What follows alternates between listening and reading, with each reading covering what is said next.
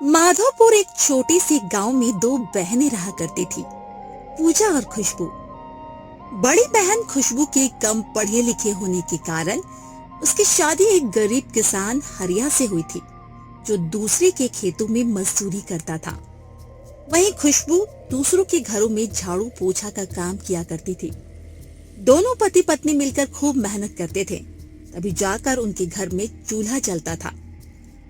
वहीं छोटी बहन पूजा काफी सुंदर थी, जिस कारण उसकी शादी एक अमीर बिजनेसमैन से हुई थी। शादी के बाद से ही पूजा को अपने रूप और धन का घमंड हो गया था। पूजा हमेशा अपनी बड़ी बहन को ताने मारती और नीचा दिखाने का कोई मौका नहीं छोड़ती। जब भी खुशबू उसके घर जाती, पूजा की बातें उसके दिल को छलनी कर देती। एक दिन सुबह सुबह खुशबू अपने काम पर जा रही थी, तभी उसे रास्ते में उसकी छोटी बहन पूजा मिली। दीदी, तुम्हें देखकर तो यही लगता है गरीबी सच में बहुत बुरी चीज होती है। तुम्हारे हाथ तो देखो कितने कठोर हो गए हैं, दूसरों के घरों में काम करते करते। और ये कपड़े लगता है बरसों से बदले ही नहीं। पूजा, हम गरीब हैं, लेकिन मेहनत से कमाते हैं। भगवान ने हमें जो दिया है हम उसमें ही खुश रहते हैं। हाँ हाँ, खुश तो दिख ही रही हो, लेकिन क्या करूं, मुझे तो आदत नहीं कि मैं तुम्हारे जैसे गरीबों से ज्यादा बात करूं। वैसे भी मैं और राहुल जी तो शहर के बड़े लोगों के साथ उठते बैठते हैं। तुम्हारी तरह धूल मिट्टी से सनी लोग हमारे घर नहीं आते। खुशबू की आंखों में आंसू आ जाते हैं, लेकिन वो कुछ नहीं बोलती। वो जानती है पूजा अब बदल चुकी है। वो चुपचाप वहाँ से अपने काम पर चली जाती है। समय बीतता गया। एक दिन खुशबू के पति हरिया की तबीयत अचानक खराब हो जाती है। कई दिनों तक इलाज कराने के बाद घर की सारी जमा पूंजी खत्म हो गई। अब खुशबू के पास खाने तक के लिए पैसे नहीं बचे। रात का समय खुशबू अपने पति के पास बैठी है, जो खाट पर लेटे करा रहा था। खुशबू, अब तो लगता है मैं ज़्यादा दिन नहीं बचूंगा। हमारे पास तो अब कुछ भी नहीं बचा, बच्चे भी भूखे हैं। नहीं हरिया, ऐसा मत कहो। मैं कुछ न कुछ इंतजाम कर लूंगी। मैं अपनी छोटी बहन से पैसे मांगने जाऊंगी अभी। अगले दिन खुशबू पूजा के घर जाती है। पूजा दरवाजे पर खड़ी होती है, जबकि खुशबू अंदर जाने की इजाजत मांगती है। ओ दीदी, क्या बात है, इस बार किस लिए आई हो? पूजा, हरिया की तबीयत बहुत खराब है। हमारे पास इलाज के पैसे नहीं बचे। बस थोड़े पैसे उधार दे दो, हम बाद में चुका देंगे। ओ दीदी, कितनी बुरी बात है, लेकिन अफसोस अभी तो मेरे पति सारा पैसा लेकर माल खरीदने गए हैं। तुम पहले आती तो शायद कुछ मदद कर पाती। लेकिन तुमसे थोड़ा बहुत तो मिल ही सकता है। अरे दीदी, अगर मैं हर गरीब रिश्तेदार की मदद करने लगी तो फिर मेरा क्या होगा? खुशबू की आंखों में आंसू आ जाते हैं। वो चुपचाप वहाँ से लौट जाती है। पूजा ने आज तक उसकी कोई मदद नहीं की।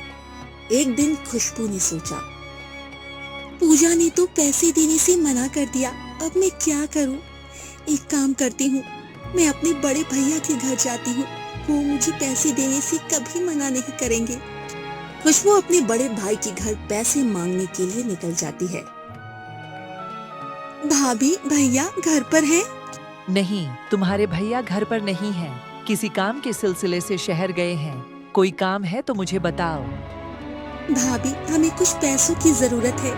हरिया बहुत बीमार है। देखो खुशबू, तुम जानती हो कि तुम्हारे भैया घर पर नहीं हैं। वैसे भी हमारे घर पर भी बहुत खर्चे होते हैं। हर किसी की मदद करना हमारे बस की बात नहीं है। भाभी, मैं कसम खाती हूँ, जैसे ही हालात सुधरेंगे मैं सारे पैसे लौटा दूंगी। मैंने कह दिया ना, हमारे पास पैसे नहीं हैं। अब और कुछ सुनना है क्या? खुशबू की आंखों से आंसू टपक पड़ते हैं। वो चुपचाप वहाँ से चली जाती है और अपने घर के दरवाजे के बाहर बड़ी उदास मन से बैठ जाती है। उसे कुछ समझ नहीं आता कि आखिर वो क्या करे। गर्मियों की दोपहर, लू के थपेड़े चल रहे थे। गांव की गलियों में धूल उड़ रही थी। तभी एक बूढ़े साधु बाबा हाथ में भिक्षा पात्र लिए गांव में प्रवेश करते हैं।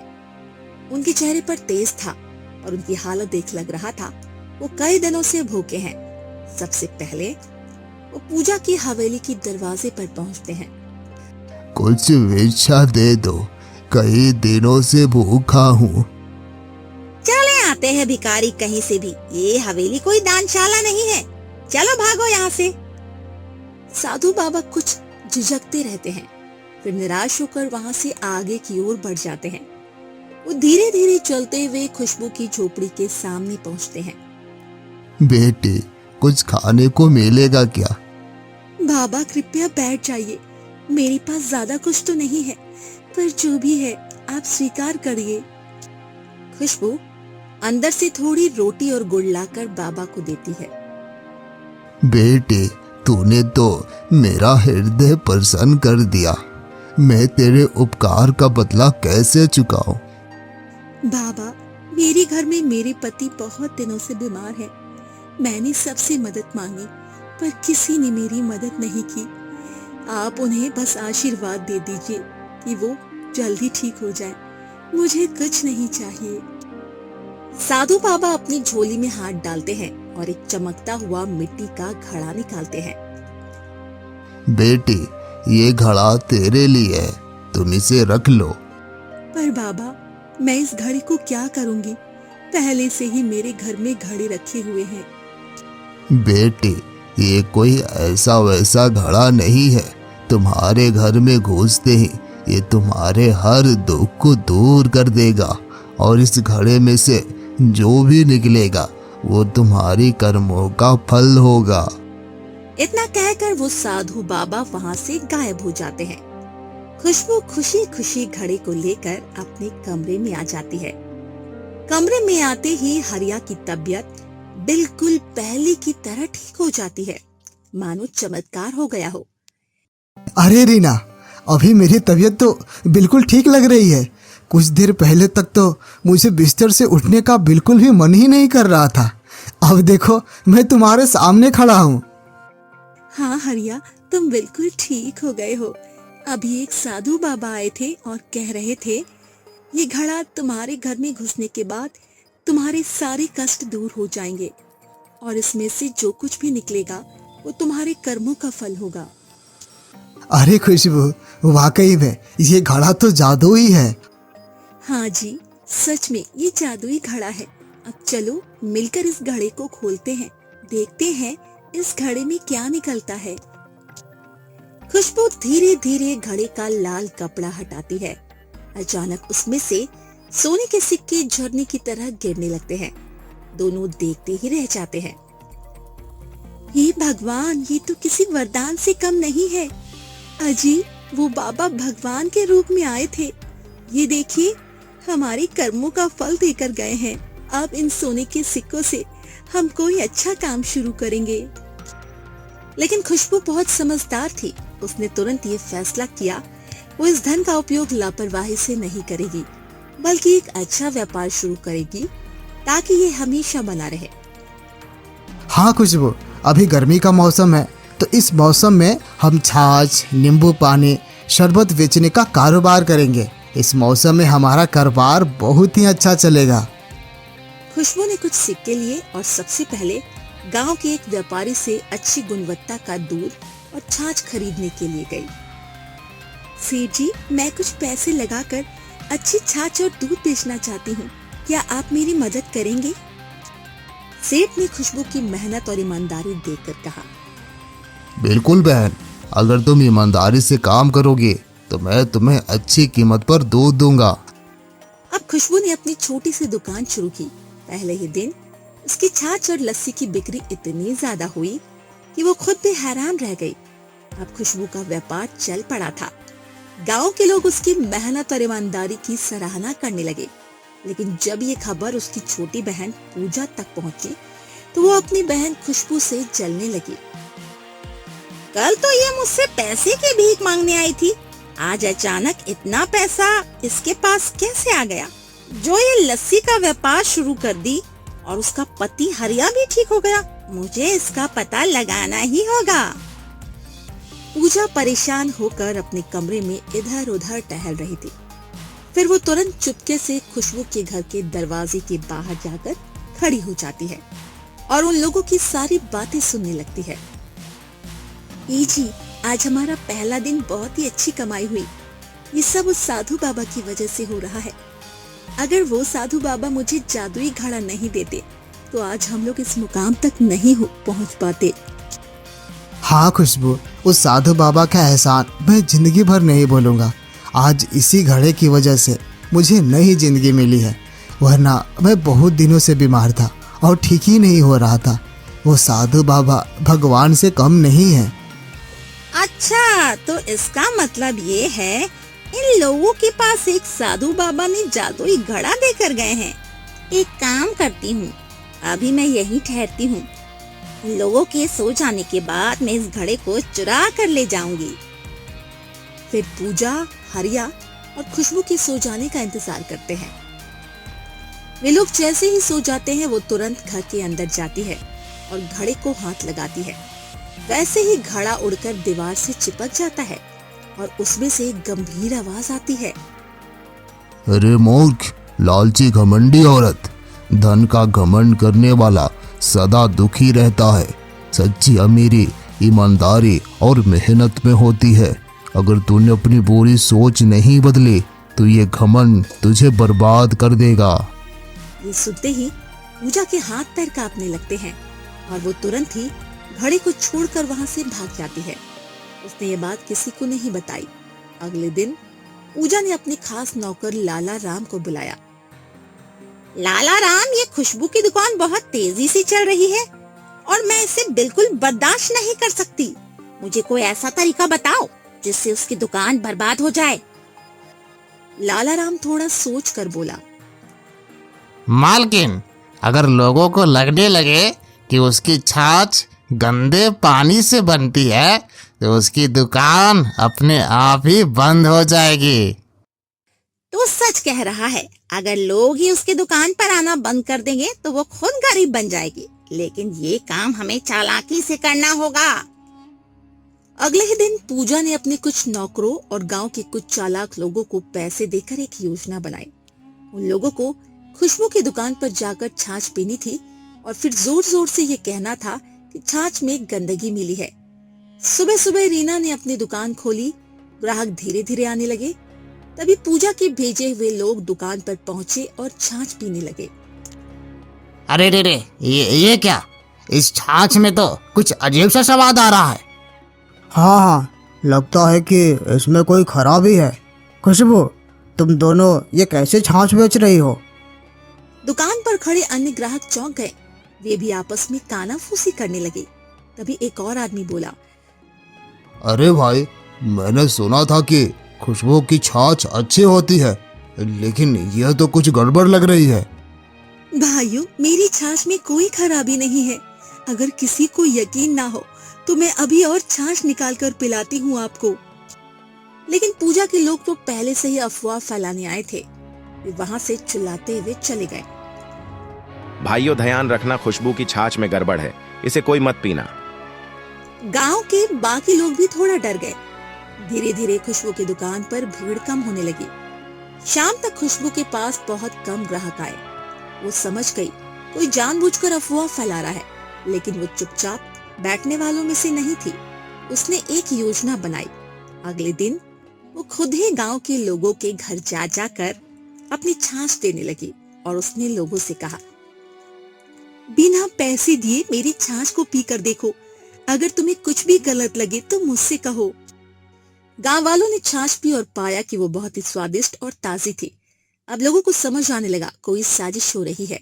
इसी बीच गांव के कुछ लोगों ने देखा, वही लोग जो कल खुशबू की छाछ को खराब बता रहे थे, पूजा के घर से पैसे लेकर निकल रहे थे। बात फैलने में देर नहीं लगी। एक बुजुर्ग गांव वाले ने खुशबू से कहा, बिटिया, हमें माफ कर दो। हमने बिना सोचे समझे अफवाहों पर भरोसा कर लिया, लेकिन अब हम समझ गए हैं कि ये सब तुम्हें बर्बाद करने के लिए किया गया था। अब गांव के लोग फिर से खुशबू की दुकान पर आने लगे। उसकी मेहनत और ईमानदारी ने सबका विश्वास फिर से जीता। जब पूजा को पता चलता है तो वो और गुस्से से भर गई। खुशबू की मेहनत और ईमानदारी ने गांव वालों का विश्वास फिर से जीत लिया था। उसकी दुकान पहले की तरह चलने लगी थी, लेकिन ये सब देखकर का खून खौल रहा था। इस औरत ने फिर से सबका भरोसा जीत लिया, लेकिन इस बार मैं ऐसा काम करूंगी कि ये दोबारा उठ ही ना सके। उसने अपने नौकर लाला राम को बुलाया और उसके कान में कुछ फुसफुसाया। लेकिन मालकिन, ये तो बहुत खतरनाक होगा। बस वही तो चाहिए। इस बार खुशबू का नाम और काम दोनों खत्म हो जाएंगे। इस बार हमें ऐसी चाल चलनी होगी कि खुशबू कभी दोबारा व्यापार कर ही ना पाए। मालकिन, पिछले बार भी हम पकड़े पकड़े बचे थे। अगर इस बार भी कोई हमें देख ले तो? चुप, इस बार हमें कोई नहीं पकड़ेगा। सुनो, तुम दोनों आज रात खुशबू की दुकान में आग लगा दोगे। जब दुकान जलकर राख हो जाएगी तो उसका सारा धंधा खत्म हो जाएगा। लेकिन मालकिन, अगर हमें कोई देख ले तो? अरे मूर्ख, हम इसे ऐसे अंजाम देंगे कि किसी को शक भी ना हो। तुम दोनों चेहरे को कपड़े से ढककर जाना, और हाँ, आग लगाने के बाद तुरंत भाग जाना। कोई सबूत मत छोड़ना। आधी रात का समय था। पूरा गांव सो रहा था। लाला राम और रघु अपने चेहरों पर काले कपड़े बांधकर चुपके से खुशबू के दुकान के पास पहुंचे। रघु ने दुकान के चारों ओर पेट्रोल का तेल छिड़का और फिर लाला राम ने माचिस चलाई। जैसे ही आग लगी, दुकान धू धू करके जलने लगी। आग तेज हो गई। आग की रोशनी देखकर कुछ गांव वाले जाग गए और शोर मचाने लगे। अरे खुशबू की दुकान जल रही है। गांव वाले दौड़ कर आए, लेकिन तब तक बहुत देर हो गई थी। लाला राम और रघु अंधेरे का फायदा उठाकर भाग निकले थे। सुबह जब खुशबू दुकान आई तो उस राख का ढेर देखकर उसे गहरा सदमा पहुंचा। हे भगवान, मेरी मेहनत की कमाई सब जल कर खाक हो गई। उधर गांव का मुखिया भी वहां पहुंच गया। हमें तुरंत पता लगाना होगा ये किसकी करतूत है। खुशबू ने रोना बंद किया और अपने दिमाग से सोचना शुरू किया। उसे यकीन था ये कोई दुर्घटना नहीं थी, बल्कि किसी ने जानबूझकर किया है। उसने सबूत ढूंढने की कोशिश की, इधर उधर झांका, पर उसे कुछ नहीं मिला। उदास होकर घर जाने लगी, तभी उसने देखा झाड़ियों में एक गमछा और तेल का डब्बा पड़ा है। खुशबू ने उसे उठाकर मुखिया जी के पास ले गई। गांव में हाहाकार मच गया कि सबूत पकड़ा गया है, किसी का गमछा मिला है। अरे, सबूत मुखिया जी के हाथ लग गया है। अब वो जल्दी ही पकड़ा जाएगा कि खुशबू की दुकान में आग किसने लगाई है। हाँ, मुझे तो लगता है कि वो तौलिया पूजा के नौकर का है। मैंने कल उसे ऐसा ही तौलिया लेते हुए देखा था। मुखिया ने सभी नौजवानों को गांव की चौपाल पर बुलाया और कहा, क्या कोई पहचान सकता है कि ये तौलिया किसका है? गांव वाले तौलिए को ध्यान से देखने लगे। अरे, ऐसा ही तौलिया तो मैंने पूजा के घर पर देखा था। गांव वाले एक दूसरे की ओर देखने लगे। पूजा अब तक शांत खड़ी थी, अचानक घबराने लगी। नहीं नहीं, ये मेरा तौलिया नहीं है। पूजा मिट्टी का डब्बा तुम्हारे दुकान का है, यहाँ पर कैसे आया? मैं क्या जानूं, कोई भी मेरे स्टोर से सामान खरीद सकता है। इधर पूजा के पति का व्यापार ठप हो गया था।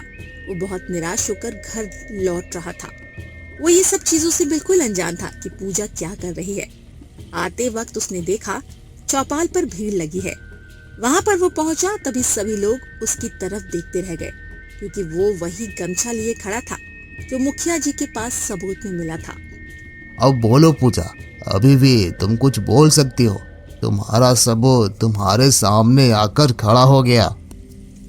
पूजा ने इधर उधर देखा, लेकिन कोई रास्ता नहीं बचा था।